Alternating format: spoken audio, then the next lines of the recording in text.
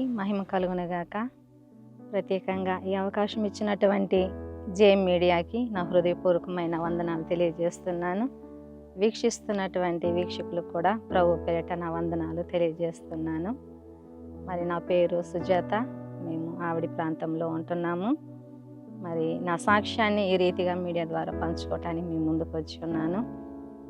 నా సాక్ష్యం మరి చిన్నప్పటి నుంచి మేము క్రైస్తవులమే, క్రైస్తవ కుటుంబానికి సంబంధించినటువంటి వారమే, కానీ అంత భక్తిగా మేము ఉండేవాళ్ళం కాదు. కానీ మా అమ్మ చాలా ప్రార్థన పరురాలండి. మా అమ్మ మరి చిన్నప్పటి నుంచి మాకు క్రమశిక్షణతో పెంచింది భక్తిగానే. ప్రార్థన, మందిరము, మరి కుటుంబారాధన, మరి బయట పిల్లలతో, లోకానుసారమైన పిల్లలతో స్నేహాలు అంతగా పోనిచ్చేది కాదు. ఆ విధంగా భక్తిగానే ఉంటున్నాం. మా పరిస్థితి ఏంటంటే, మరి మా నాన్న లోకానుసారంగా ఉండేవాడు. మా తల్లి యొక్క ప్రార్థన బట్టి మా నాన్న రక్షణలోకి రావడం జరిగింది. మా తల్లి ప్రార్థన ఎలా ఉండేదంటే, మా నాన్న లోకంలో ఉన్నప్పుడే ఆమె ప్రార్థించేది, నా భర్త రక్షణలోకి రావాలి, రక్షణలోకి రావడమే కాకుండా ఒక దైవజనుడై పుల్పిట్ దగ్గరుండి ప్రసంగించాలి, నేను సేవ చేయాలని ఆమె ప్రార్థన ఉండేది. మరి తల్లిగారి యొక్క ప్రార్థన బట్టి మా నాన్నగారికి మరి ఒక మంచి సహవాసం, మా నాన్న ఐఎస్ఎఫ్లో జాబ్ చేసేవారు.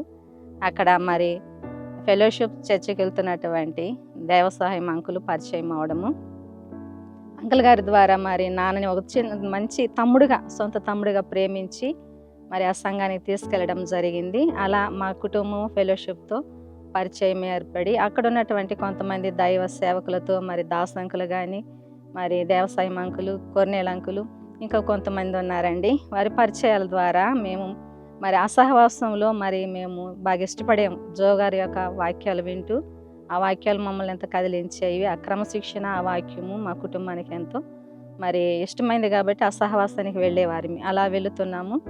మరి నా చిన్నప్పటి నుంచి మా తల్లిదండ్రులు మమ్మల్ని భక్తిగానే పెంచుకుంటూనే వచ్చారు. కానీ నేనైతే తల్లిదండ్రులకు భయపడేది, సినిమాలకు వెళ్ళేదాన్ని కాదు. కానీ హాస్టల్లో చదువుతున్నప్పుడు వాళ్ళకి తెలియకుండా సినిమాలకు వెళ్ళేదాన్ని. మరి ఎవరిని చెప్పనిచ్చేదాన్ని కాదు మేము ఈ విధంగా చేస్తున్నామని. నేనేందంటే సగం లోకము, సగము దేవునిలో తల్లిదండ్రులకు భయపడినటువంటి భక్తే నా జీవితంలో. మరి ఆ విధంగా ఎదుగుతూ వచ్చేదాన్ని నేను.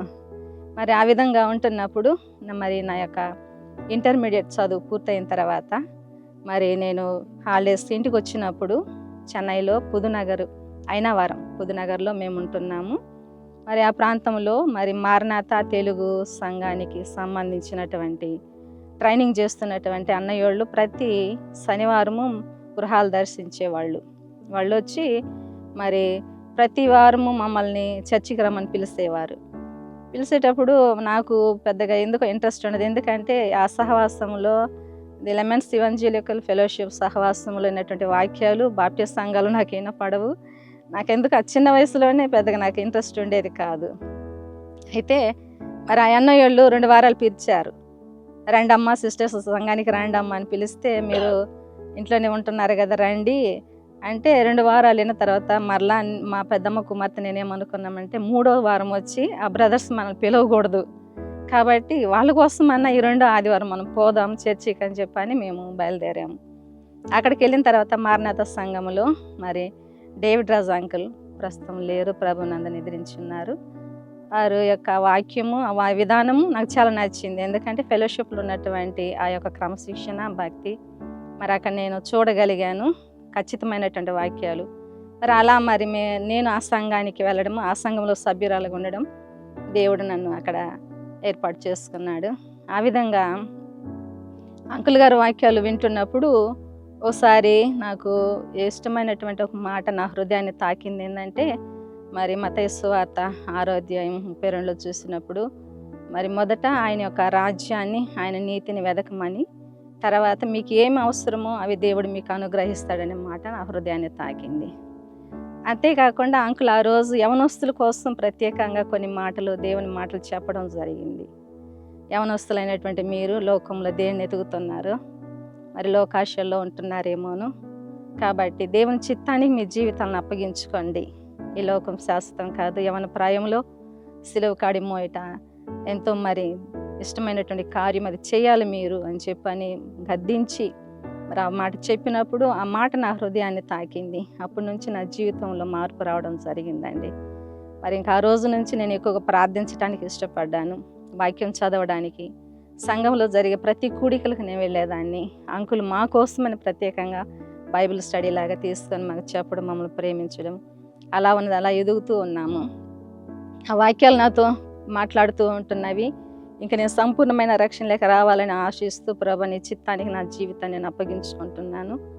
మరి నా 21వ సంవత్సరంలోనే దేవునికి నా జీవితాన్ని నేను అప్పగించుకున్న, నా హృదయాన్ని దేవునికి ఇవ్వాలని తీర్మానం చేసుకున్నాను. అయితే యవనస్తురాలను కాబట్టి కొన్ని ఆశలు ఉండేవి నాకు కూడా. అలా ఉండాలి, ఇలా ఉండాలి, లోకానుసారమైన అమ్మాయిలాగా నా జీవితాన్ని నేను సొంతంగా నిర్ణయాలు తీసుకొని ముందుకెళ్ళాలి అని అమ్మ నాన్నలు కూడా ఒక విధమైనటువంటి వ్యతిరేకతలో నేను ఉండేదాన్ని. నాలో ఒక విధమైనటువంటి గర్వం ఉండేది. అలా నేను ఎవరి మాటకి నేను లోబడను, నా మాటే నెగ్గాలన్నటువంటి ఒక తలంపు నాలో ఉండేది.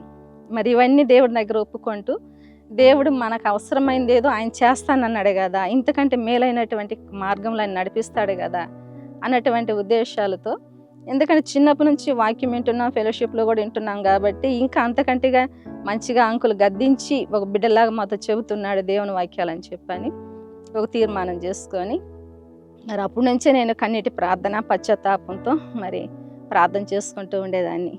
మరి ఫెలోషిప్ అనుభవంలో ఉన్నారు కాబట్టి మరి సంవత్సరం అమ్మ నాన్నలతో స్టువర్ట్పురం వెళ్ళేవాళ్ళమి. మరి అక్కడికి వెళ్ళినప్పుడు అక్కడ కూడా మరి ఉదయకాలపు ఆరాధన అయిన తర్వాత మధ్యాహ్నం పైబడి యవనస్తుల కూడికను జరిపించేవారు. ఆ కూడికలో కూడా దేవుడు నాతో మాట్లాడాడు. ఇక నేను తట్టుకోలేక మరి ఒంటరిగా పొలాలలోకి వెళ్ళిపోయి ఏకాంత ప్రార్థన చేసుకుంటారు. మరి నేను కూడా వెళ్ళి మోకరించి మరి దేవుని సన్నిధిలో సంపూర్తిగా నా హృదయాన్ని ఆయనకు సమర్పించుకొని ప్రార్థన చేసుకుంటున్నాను. దేవుని ఆత్మ నా మీదకి రావడం జరిగింది. నేను తట్టుకోలేక విలపిస్తూ మరి పశ్చాత్తాపడుతూ మరి నన్ను నేను కంట్రోల్ చేసుకోలేనటువంటి పరిస్థితిలో కన్నీరు కారుస్తూ ప్రార్థన చేసుకుంటున్నప్పుడు మా అమ్మ నా ప్రక్కనే ఉన్నది. ఆమె ఏడుస్తూ నా కోసం ప్రార్థన చేస్తున్నది. చేసిన తర్వాత మరి చాలాసేపటికి మరి తిరిగి రావడం, ఆ రీతిగా ఇంకా అప్పటి నుంచి నేను అధికంగా మరి ప్రార్థనలో బలపడడానికి, నా పరిస్థితులు మార్చుకోవడానికి, లోబడాలని, విధేయతగా ఉండాలని మరి నేను ఎంతో అల్లరిగా ఉండేదాన్ని. లోకానుసారమైన పిల్లల్లాగా ప్రతి ఒక్క కార్యక్రమంలో ఉండేదాన్ని. నేను అవన్నిటిని మానుకున్నాను, సమర్పించుకొని ఇలాంటి కార్యక్రమాలకి, ఇలాంటి అల్లరి చేష్టల్లో నేను ఉండకూడదు.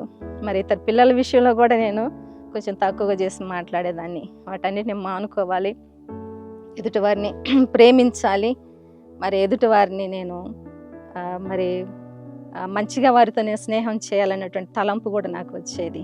ఆ విధంగా నా జీవితాన్ని మార్చుకొని మరి అధికంగా ఉపవాసం ఉండడానికి, మోకాల ప్రార్థన, మరి చేతులెత్తి దేవుని సన్నిధిలో ప్రార్థించుకోవడానికి నేను ఇష్టపడేదాన్ని. మరి ఇలాంటి భక్తి భావాలతో నేను ఎదగడానికి దేవుడు నాకు కృప చూపించారు. మరి అలాంటి పరిస్థితుల్లో మరి నాకు వివాహ సంబంధాలు చూడాలని తల్లిదండ్రులు మరి ఆశిస్తూ సంబంధాలు చూస్తున్నప్పుడు దేవుని చిత్తానికి నేను సమర్పించుకున్నాను కాబట్టి మరి దైవ సంబంధమైనటువంటి సంబంధాలు రావాలని మేము ప్రార్థన చేసేవాళ్ళం. నా ఇష్టానుసారమైంది, మాకు అనుకూలమైనటువంటి పరిస్థితులన్నిటిని దేవుడు దూరపరిచాడు. దైవ సంబంధమైనటువంటి సంబంధాలు తీసుకురావడానికి ఆయన ఇష్టపడ్డాడు. మా నాన్న ఏమన్నాడంటే, అమ్మాయి భక్తిగా ఉంది, అమ్మాయిని చూస్తుంటే సేవాభారం అమ్మాయి మీద ఉంది. ఎందుకంటే రక్షణలోకి వచ్చిన తర్వాత నా ఆశ ఎలాంటిదంటే ఇతరులకు కూడా సువార్త చెప్పాలి, నేను తెలుసుకున్నటువంటి సత్యాన్ని ఇతరులకు కూడా చెప్పాలన్నటువంటి తలంపు నాలో ఉండేదండి. అంటే చిన్నప్పటి నుంచి కూడా అలా చేసేదాన్ని. నేను ఎలిమెంటరీ స్కూల్లో కూడా ఉన్నప్పుడు స్కూల్లోనే మా క్లాస్ పిల్లలంతా మరి టీచర్స్ ఏదన్నా క్లాస్ లీడర్ని కాబట్టి నాకు అప్పగించేవాళ్ళు, చూసుకో అరవకుండా పిల్లలని. వాళ్ళు వచ్చే లోపల ఏదో ఒకటి చెప్పి వీళ్ళకి దేవుని మాటలు చెప్పి వాళ్ళ చేత ప్రార్థన చేయించేదాన్ని.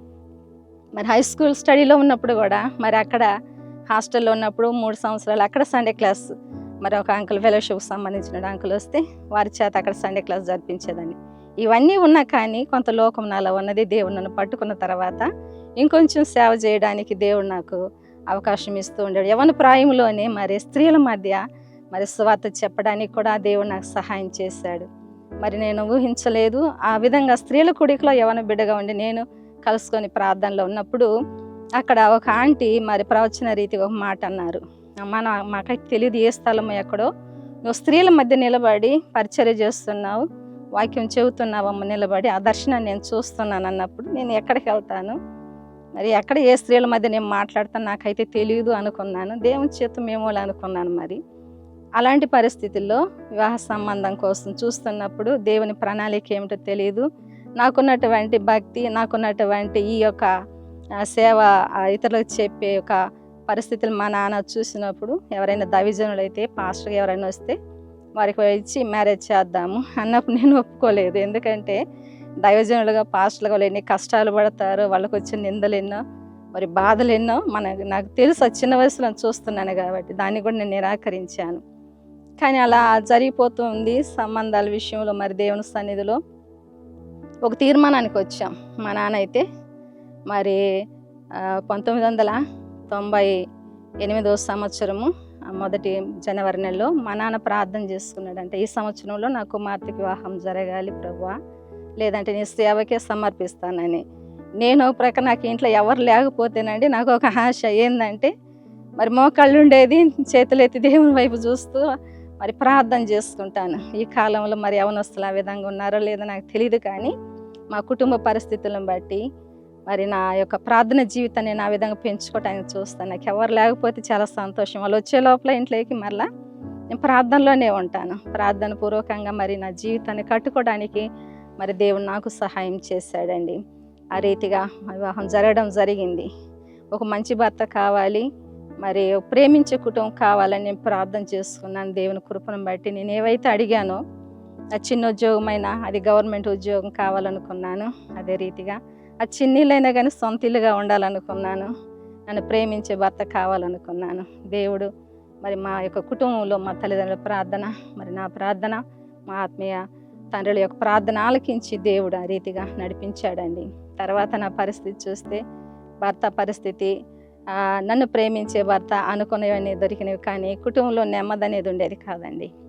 చూస్తే టోటల్గా ఎందుకో నాకు అంతా వ్యతిరేకంగానే ఉండేది వాతావరణం, చుట్టూ వాతావరణ పరిస్థితులన్నీ. దానివల్ల నేను చాలా విరక్తి చెందాను.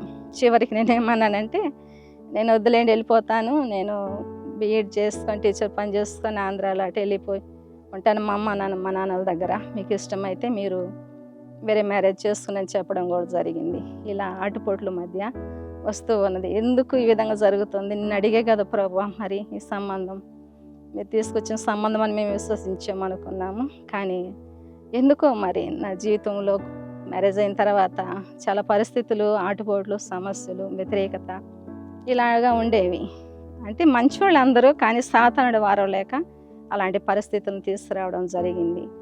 మరి ఇలా ప్రార్థిస్తున్నప్పుడు సహోదరి నా దగ్గరకు వచ్చి ప్రార్థన చేసి ఏం చెప్పారంటే, అసలు వివాహం అన్నది నీకు దేవుని ప్రణాళికలో లేదు, ఆయన సేవ చేయాలని ఉన్నది, కానీ నువ్వు అడిగి పొందుకున్నావు కాబట్టి నీకు శ్రమలు ఉంటాయి, నువ్వు ప్రార్థన జీవితాన్ని పెంచుకొని ప్రార్థన పూర్వకంగా మరి కుటుంబాన్ని కట్టుకోమన్నప్పుడు సరేలని చెప్పి అనుకొని, మరి నేను అడిగిందే కదా ప్రభువా, నేను మిగిలిన పరిస్థితులు అడగలేదేమో, నా తప్పును క్షమించని మరి ఆ విధంగా ఎదుగుతూ ఉన్నాను. మరి నాన్నగారు రక్షణలోకి వచ్చిన తర్వాత 20 సంవత్సరాలుగా మరి బజానగర్ తెలుగు బాప్టిస్ట్ సంఘంలో సంఘ కాపరిగా ఉండడం, మరి నాన్నతో కలిసి నేను కుడిభుజంగా అక్కడ పరిచర్య, చిన్నపిల్లల మధ్య స్త్రీల మధ్య పరిచర్య చేయడం కూడా జరుగుతూ ఉండేది. ఒక ప్రక్క కుటుంబ పరిస్థితులు వ్యతిరేకంగానే ఉండేవి నాకు. మరి వాటిని జయించుకుంటూ పరిచర్య చేసుకోవడానికి దేవుడు కూడా కృప చూపించాడండి. మరి ఆ విధంగా ఉంటున్నప్పుడు మరి కుటుంబ పరిస్థితులు నేను తట్టుకోలేక కొన్నిసార్లు కూడా ఎందుకు ఈ జీవితం అనుకునేదాన్ని. దేవునితో ఉంటూ కూడా మరి ఆ విధంగా మాట్లాడడం తప్పు అని క్షమాపణ అడిగేదాన్ని. ప్రతి విషయంలో నేను బాధపడ్డప్పుడు కానీ, కొన్ని కార్యాలు జరగాలన్నప్పుడు కానీ దేవుడు నాతో వాక్యాల ద్వారా, తన దైవజనుల ద్వారా స్పష్టంగా మాట్లాడేవాడండి. వెంటనే నా తప్పు నేను గ్రహించుకునేదాన్ని. క్షమించు ప్రభువా అని చెప్పని నా ప్రార్థన పూర్వకంగా నేను ముందుకు సాగిపోతూ ఉండేదాన్ని. మరి వివాహమైన తర్వాత మరి 1 సంవత్సరం కూడా కాలేదండి, గట్టిగా ఒక 7 నెలలు 8 నెలల గ్యాప్లో ఉండొచ్చు. పిల్లలు కలగలేదని కొన్ని నిందలు కూడా రావడం జరిగాయి. ఎలాంటి నిందలు అంటే, ఆ అమ్మాయి టీబీ పేషెంట్,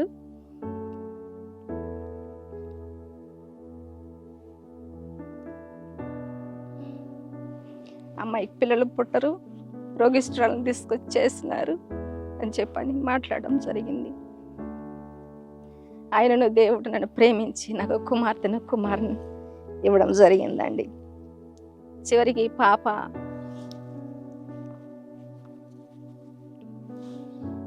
నా ఆరోగ్య పరిస్థితి పాప మరి గర్భం దాల్చిన తర్వాత నేను గర్భం దాల్చిన తర్వాత పాప మరి గర్భంలో శిశువుగా ఉన్నప్పుడు సరిగా ఎదుగుదల లేదు పాపకి. నా శరీరం నీరు చేరిపోయి శరీరం అంతా బాగా వాపు వచ్చేసిందండి.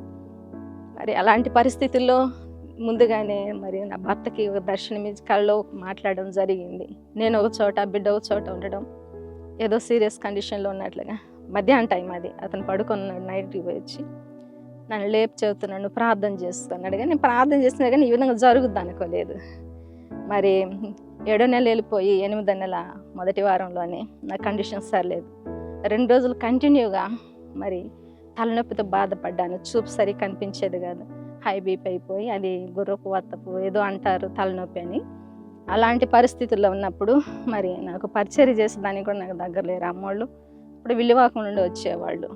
వచ్చి ఆ రోజు సండే వచ్చి అమ్మ చూసిందే కానీ అమ్మ సోమవారం వెళ్దాము హాస్పిటల్కి అన్నది. మరి సండే మరి చర్చి చూసుకొని వెళ్ళిపోయారు. మరలా అక్కడికి వెళ్ళి చెప్తే అక్కడ వాళ్ళు ఏమన్నారంటే పాప సీరియస్ కండిషన్లో ఉంది, మీరు వెళ్ళండి పాప దగ్గర ఉండి చూసుకొని ఉదయాన్నే హాస్పిటల్కి వెళ్ళండి అని చెప్పడం వల్ల అమ్మ వెళ్ళి ఒక 1 అవర్కి అంతా మళ్ళీ రిటర్న్ వచ్చింది. ఏమ్మా అప్పుడు వచ్చావంటే లేదులేమ్మా ఈ నైట్కి నీ దగ్గర ఉండి రేపు హాస్పిటల్కి వెళ్దామని. మరి 8వ నెలలోనే మరి నేను పోవడం ఎగ్మోర్ దగ్గర ఉన్నటువంటి హాస్పిటల్కి వెళ్ళడం జరిగింది. ఎందుకంటే ప్రైవేట్ వాళ్ళు ఎవరు చేర్చుకోరు నేనున్న కండిషన్లో. మరి అక్కడికి వెళ్ళినప్పుడు మరి అక్కడ వాళ్ళు నెల తక్కువ బిడ్డ కానీ నాకు పాపని జన్మనివ్వడానికి దేవుడు సహాయం చేశాడు, సిజరీన్ లేకుండానే. అలాంటి పరిస్థితుల్లో బిడ్డ నేను 12 రోజులు దూరంగానే ఉన్నామండి. అయితే అలాంటి కండిషన్లో కూడా కరుణ లేనటువంటి పరిస్థితి నాకు ఎదురైంది. ఏంటంటే హాస్పిటల్కి వెళ్ళింది, హాస్పిటల్ నుంచి అటే పైకి వెళ్ళిపోతే బాగుండు, ఇంటికి రాకుండా అన్నటువంటి మాటలు కూడా వినడం జరిగింది. ఒక సహోదరి నా కోసం ప్రార్థన చేసి, దేవుడు నిన్ను నీ కుమార్తెను బ్రతికించినాడు కాబట్టి నీ జీవితాంతం నువ్వు దేవునికి ఒక సాక్షిగా ఉండి ఆయన సేవ చేయాలి నువ్వు అని దేవునితో మాట్లాడుతున్నాడని చెప్పడం జరిగింది. ఆ రీతిగా దేవుడు నన్ను నా కుమార్తెను మరి బ్రతికించి ఆయుష ఆరోగ్యాలతో ఇంటికి చేర్చాడండి. మరి అదే రీతిగా మరి కుమారుడి విషయం తర్వాత మరి గర్భం దాల్చినప్పుడు ప్రార్థన చేసుకున్నాను. ప్రభా మొదటి కుమార్తెని ఇచ్చావు, 2వది నాకు కుమారుడు కావాలి అని ప్రార్థన చేస్తుంటున్నాను. ఎందుకంటే చాలామంది 2వది కూడా అమ్మాయి పుట్టుద్ది మీకు అన్నట్లుగా చెప్పడం వల్ల ఆ మాటని నేను ఇంకా సవాలుగా తీసుకొని, లేదు ప్రభు మనుషుల మాట నెరవేరకూడదు, మరి నీవు గొప్పవాడివి, నువ్వు ప్రార్థనలు ఆలకించి నాకు సహాయం చేస్తావు నాకు నమ్మకంతో దేవుడిని ప్రార్థన చేసుకుంటున్నాను. దేవుడు అదే రీతిగా మరి నెలలు నిండుతున్నప్పుడు మరొక రోజు కల్లో మరి నాకు ఎన్వలప్ కవర్లో పోస్ట్ రావడం జరిగింది. అది తీసి చూస్తే పెద్ద పెద్ద లెటర్లు ఏం రాసిందంటే యెహోషువ అని పేరు రాస్తుంది. అప్పుడు ఒకవేళ నిజంగా కుమారుడు పుడితేనైనా ఈ పేరు పెట్టుకుంటాను నా బిడ్డకు అనుకున్నాను. తెల్లవారి కలలో ఒక అందమైనటువంటి చక్కని కుమారుని ఒక సిస్టర్ తీసుకొచ్చి నా చేతులకి ఇవ్వడం చూశాను. వెంటనే మేలుకొని ముందు రోజు పేరు చూపించావు, తర్వాత రోజు కుమారుని చూపించావు ప్రభా అని చెప్పని ఇదే పేరు పెట్టుకుంటానని చెప్పని అనుకున్నాను. దేవుడు అదే రీతిగా మరి కుమారుని ఇచ్చాడు. ఎందుకంటే ఫస్ట్ అమ్మాయి బలహీనరాలుగా ఉన్నది కాబట్టి ఆరోగ్యకరమైనటువంటి కుమారుని నాకు ఇవ్వమని అడిగాను కాబట్టి అదే రీతిగా ఆరోగ్యకరమైనటువంటి కుమారుని ఇచ్చాడండి. ఎందుకంటే నేను ఫస్ట్ అమ్మాయి తర్వాత అబ్బాయి ఎందుకు అడిగానంటే మా ఫ్యామిలీలో మా పెద్దానికి 2 కుమారులు, మా చిన్నానికి 2 కుమార్తెలు. నాకు అలాగైతే బాగుండదు నాయన, నువ్వు ప్రార్థనలు ఆలకించే దేవుడు కాబట్టి నా యవన ప్రాయంలో నేను తెలుసుకున్నా, అడుగడుగున నా ప్రార్థనలు ఆలకిస్తూ నాకు సహాయం చేస్తున్నావు, నాకున్న నిందలు పోవాలి, నాకున్న బలహీనతను బట్టి అని ప్రార్థన చేసుకున్నప్పుడు దేవుడు నాకు 2 బిడ్డలను ఇచ్చాడు. మరి చక్కగా మరి 2 ఇంజనీరింగ్ చదివించుకోవడానికి దేవుడు మా కృప చూపించాడు. మరి ఆ రీతిగా బిడ్డలు మరి పరిచర్యలో ఉండడానికి మరి భయభక్తులతో బిడ్డలను పెంచుకోవడానికి కూడా దేవుడు ఇంతవరకు మాకు కృప చూపించాడండి. అదే రీతిగా మరి అనేక రీతిలుగా మరి శోధనలు జయించుకోలేక కృంగుదళ్ళు ఉన్నప్పుడు మమ్మల్ని ఆత్మీయంగా బలపరుస్తున్నటువంటి దైవజనులు ఉన్నటువంటి మరి రాజబాబు అన్న గారు ఉన్నారండి. మరి ఎంతగా ఎదిగినా ఎంత ప్రార్థనలో ఉన్నా ప్రతి ఒక్కరికి ఒక ఆత్మీయ తండ్రి ఉండాలి, దైవజనులు ఉండాలి, మనం బలపరిచి మనకు సపోర్ట్ చేయడానికి ఇంకా ముందుకు నడిపించడానికి. ఆ రీతిగా మా కుటుంబ పరిస్థితుల్లో నేను అమ్మ నాన్నలతో చెప్పనండి, ఏవైనా కానీ ఏ కష్టమైన ఏదైనా కానీ నేను అమ్మ నాన్నలతో ఏది చెప్పను. నేను ఎంతవరకు వచ్చారంటే వాళ్ళు మంచిగా చూడడం, లేదు వాళ్ళ దగ్గరికి వెళ్ళినప్పుడు ఉండడం, రావడమేనండి. ఇలాంటి పరిస్థితుల్లో మరి నాకున్న సమస్యలను బట్టి దిక్కుతోచినటువంటి పరిస్థితి, కుటుంబ పరిస్థితుల్లో అంత శత్రు పోరాటంగా ఉంది అని మరి క్రొత్తగా అప్పుడు మాకు పరిచయం అయ్యారు అన్నోళ్ళు మా సంఘానికి. మరి వాళ్ళు ఒకసారి రావడం జరిగింది ఇంటికి. అప్పుడు ప్రార్థన ఇద్దరు భార్య భర్తలము వాళ్ళ వరకు కూర్చొని మేము ప్రార్థన చేసుకుంటున్నప్పుడు అన్న మాతో ఒక సలహా ఇచ్చాడు. దేవుడు మీకు 2 మార్గాలు ముందు పెట్టాడని. ఏంటంటే లోతు, అబ్రహాము వారి పరిస్థితి, వారు ఏ సమస్య లేకుండా విడిపోయారు. ఆ విధంగా మీరు కుటుంబంలో ఉన్నటువంటి మీ మామగారిని మీరు వదిలిపెట్టి ప్రక్కకు రావాలని అంటే మీ వంతు మీరు ఆయనకి ఇంత సహాయం చేయాలి, చేసే మనిషిని పెట్టాలి. మీరు బయటికి వెళ్ళే పని అయితే ఇది మీరు చేయండి, లేదంటే హన్నాను చూపిస్తున్నాడమ్మా. ఈ పరిస్థితులు జయించుకోవాలంటే నువ్వు అధికంగా ప్రార్థన చేసి ఈ పరిస్థితులను జయించుకోవాలి నువ్వు అని. అప్పుడు కొన్ని తర్జన భర్జన చేస్తున్నప్పుడు నేను ఒక మాట అన్నాను, బయటికి పోనన్నా, లోతు అబ్రహాం మార్గం నాకు వద్దు, నేను హన్నా మార్గాన్ని ఎన్నుకుంటానని ఏడ్చాను. ఎందుకంటే నాకు అలవాటు అయిపోయింది. మరి ఇలాంటి పరిస్థితులు మా అమ్మ కూడా ఏ విధంగా ఎదుర్కొని వచ్చింది కాబట్టి మా తల్లిదండ్రులకు ధైర్యం ఉండేది. ఎన్ని కష్టాలు వచ్చినా నా కుమార్తె మరి ప్రార్థన పూర్వకంగా జయించుకుంటాదని చెప్పని. మరి హన్నా ఎన్నుకున్న మార్గం ఏంటంటే ఆమె కొరతల్లో, ఆమెకున్న నిందల్లో మరి దేవుని సన్నిధిలో హృదయాన్ని కుమ్మరించుకొని ప్రార్థన చేసిందండి. ఆ రీతిగా నేను కూడా మరి నా జీవితంలో మరి ఆ విధంగా జయించుకోవడానికి నేను ప్రార్థన పూర్వకంగా మార్గాన్ని ఎన్నుకున్నాను. ఎందుకంటే ఏమీ ఉండవు, చిన్న చిన్న విషయాల్లోనే మరి శత్రువు అంతగా పోరాటాన్ని తీసుకొస్తుంది. మా ఫ్యామిలీలలో ఇలాంటి గొడవలు, ఇలాంటి లవ్ సంబంధమైనటువంటి పరిస్థితులు ఉండవండి. నాకు ఇక్కడ భయం వేసేది, ఎప్పుడు ఏం గొడవలు అవుతాయా, ఎలాంటి కొట్లాట్లా, ఎలాంటి పరిస్థితులని చాలా వణికిపోయేదని నాకైతే ఇష్టం ఉండదు. కానీ దేవుడు ఆ పరిస్థితుల్లో నన్ను నిలబెట్టుకొని తీసుకొచ్చుకున్నాడండి. అప్పుడు నేను ప్రార్థన చేశాను. ఇంతగా చూసుకుంటూనే ఉన్నాం కదా మా మామయ్య మరి నా విషయంలో ఎందుకు ఇంత శత్రువుగా భావించుకున్నాను, నా మీద అబద్ధాలు చెప్పడము, నా మీద నిందలు పెట్టడం ఎందుకు అని నేను ఒక మాట అడిగాను దేవుని దగ్గర. ప్రభువా, నా వల్ల అయిన పరిచర్య నేను చేస్తున్నా, నీకు నీ దృష్టిలో నేను న్యాయంగా నడుచుకున్నట్లయితే మా మామయ్య మరి ఎప్పటి వరకు నాకు తెలియదు మీరు ఎంతవరకు ఉంచుతారు ఈ లోకంలో, చనిపోయే లోపల ఒక్క మాట నాతో సమాధానంగా మాట్లాడి క్షమించమ్మా అని అడగాలని నేను ప్రార్థన చేసుకున్నానండి. అదేవిధంగా మరి మా మామయ్య చనిపోకముందు మరి తనతో ఎవరైనా వచ్చి సువార్త చెప్తే బాగుండని ఒక ఆశ ఉండేది. తను ఎన్ని మాట్లాడిన తర్వాత అసలు విషయము, ఎవరైనా తనకిష్టమైనటువంటి దైవజనులు వచ్చి దేవుని గురించి చెప్తే తను రక్షణ లేక వస్తాడు, తన పరిస్థితి ఈ విధంగా ఉంది, మరి నరకానికి పోకూడదన్న ఒక తలంపు నాలో ఉండేది. చివరిలో మా మామయ్యకి నేనే సువార్త చెప్పవలసి వచ్చింది. మా మామయ్యతో మాట్లాడడం జరిగింది. మామయ్య, మీరు ఇంట్లో ఒక అనుసారమైన విషయాల గురించి అవి మీరు మాట్లాడకూడదు. మీరు ఇప్పుడు కన్ను మూస్తారంటే మీకు 2 దారులు ఉంటాయి, ఒకటి మరణం, నరకము, ఒకటి పరలోకం. మీకు ఏది కావాలో కోరుకోండి. కాబట్టి దీని గురించి మీరు ఆలోచించేయండి. మీరు మంచంలో ఉన్నప్పుడు ఏ విషయాలు మీరు మాట్లాడకూడదు అని కొన్ని విషయాలు చెప్తున్నప్పుడు సడన్గా మా మామయ్య మంచం మీద నుండి పైకి లేస్తాడు. నాకు భయం వేసింది, ఏమంటాడో ఏమోనని. వచ్చి 2 చేతులు జోడించి, అమ్మ నా తప్పు, నన్ను క్షమించు, పొరపాట్లు నాదేను, మీరు మంచోళ్ళేను, ఏదో జరిగిపోయింది, ఇంకేం మనసులో పెట్టుకోవద్దండి మీరు, నా కాలం అయిపోయింది చెప్పినప్పుడు నేను చాలా బాధపడ్డాను. ఒక ప్రకారం నా ప్రార్థన దేవుడు ఆలకించినాడే, కానీ అంత పెద్ద మనిషి నా దగ్గరకు వచ్చి క్షమాపణ అడగని అస్సలు నాకు ఇష్టం లేదు. లేదు మామయ్య, మీరు అడగకూడదు, మీరు పెద్దోళ్ళు, ఆల్రెడీ మిమ్మల్ని ఎప్పుడో నేను క్షమించాను కాబట్టి మీ దగ్గర నుండి మేము పరిచర్య చేసుకుంటున్నామని చెప్పడం జరిగిందండి. ఆ రీతిగా నా జీవితంలో మరి ఎన్నో మరి ఇలాంటి పరిస్థితులు జయించుకోవడానికి దేవుడే నా సహాయకుడు. మనుషుల మీద ఆధారపడకుండా నా ప్రతి పరిస్థితిని దేవుని సన్నిధిలో పెట్టి ప్రార్థన చేస్తూ ప్రార్థన పూర్వకంగా ముందుకు సాగిపోతున్నానండి. అదే రీతిగా మరి సంఘ పరిచర్యలో కూడా దేవుడు అద్భుత రీతిగా నా మ్యారేజ్కి ముందే దేవుని యొక్క ప్రణాళిక ఉన్నది కాబట్టి నేను ఊహించలేదు. నేను మారనాథ సంఘానికి వెళ్ళేదాన్ని, మరి అక్కడికి వెళ్తున్నప్పుడు ఇక్కడ మరి సండే క్లాస్ పరిచర్య జరపడానికి పిలవడము, మరి ఈ ప్రాంతంలోనే నన్ను ఇక్కడ ఇచ్చి మ్యారేజ్ చేయడము, మరి తండ్రికి మరి సపోర్ట్గా నేను సేవ చేయడము, ఆ రీతిగా మరి స్త్రీల మధ్య వాడబడ్డానికి కూడా దేవుడు నాకు కృప చూపించాడండి. ఆ రీతిగా నేను పరిచర్యలో ముందుకు సాగిపోవడానికి దేవుని ఆత్మ నాకు తోడుగా ఉండి నడిపిస్తుంది.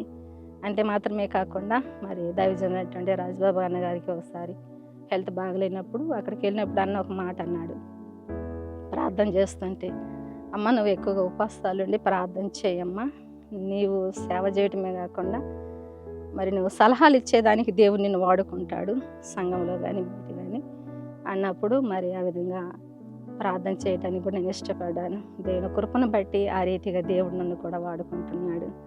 నా పరిచర్య కోసం ప్రార్థించండి. మరి నా పరిచర్య భారం ఏంటంటే, నేను మరి మ్యారేజ్ అయిన తర్వాత 1998లో మ్యారేజ్ అయింది. 10 సంవత్సరాలను కూర్చొని స్త్రీల మధ్య దేవుని వాక్యాన్ని చెప్పేదాన్ని. ఎందుకంటే నిలబడి చెప్పేంత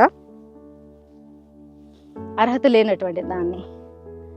కాబట్టి ఆ విధంగా చెబుతున్నప్పుడు నేను నిలబడి చెప్పడానికి అర్హత లేనిదాన్ని ప్రభు అన్నప్పుడు యెషయా గ్రంథం 40:9 సీయోను సువార్త ప్రకటించుతున్నదంగా నీవు బలంగా ప్రకటించుము, భయపడకమని మాట మాటికి నాకు ఎదురుపడేది. అప్పుడు నేను అర్థం చేసుకున్నాను, నేను నిలబడి చెప్పడంలో దేవుని ఉద్దేశం అయ్యున్నదని చెప్పి అప్పటి నుంచి మరి సంఘంలో మరి నిలబడి స్త్రీల మధ్య మాట్లాడడానికి నేను ప్రతి విషయము నేను నేర్చుకున్నా కానీ ఏదైనా కానీ దేవుని సన్నిధిలో అడగకుండా నేను ఏది చేయనండి. కుటుంబ విషయంలో కానీ ప్రతి విషయంలో నేను అడుగుతుంటాను. దేవుడు నాకు చూపిస్తుంటాడు, వాక్యాల ద్వారా మాట్లాడుతుంటాడు, కళల ద్వారా మాట్లాడుతుంటాడు, దైవజనుల ద్వారా మాట్లాడుతుంటాడు. మరి దేవుని కృపను బట్టి ఇంతవరకు భజనగర్ తెలుగు బాప్టిస్ట్ సంఘములో దేవుడు నన్ను వాడుకుంటున్నాడు. ఇంకో ప్రత్యేకత ఏంటంటే, తెలుగు బాప్టిస్ట్ సంఘాలంటే నేను ఇష్టపడను, కానీ బాప్టిస్ట్ సంఘంలో పరిచర్య చేయడానికి దేవుడు నన్ను వాడుకున్నాడు. ఒక మంచి సంఘాన్ని ప్రేమించే సంఘ సభ్యుల కుటుంబాలని దేవుడు మాకు ఇచ్చాడండి. ఒక ఆత్మీయమైన సంఘముగా మా సంఘం ఎదుగుతుంది. మా సంఘం కోసం కూడా ప్రార్థన చేయండి.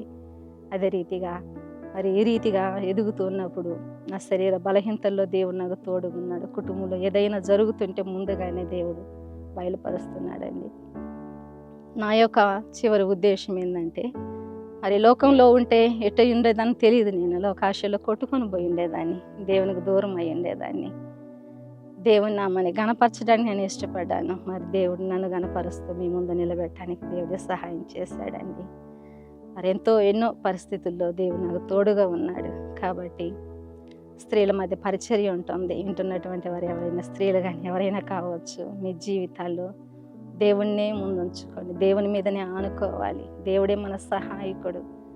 కష్టాలైనా కన్నీళ్ళైనా ఎన్నో పరిస్థితుల్లో దేవుడు తోడుగా ఉండి కుటుంబాన్ని నడిపిస్తాడండి. దేవుని మీద ఆనుకుందాం.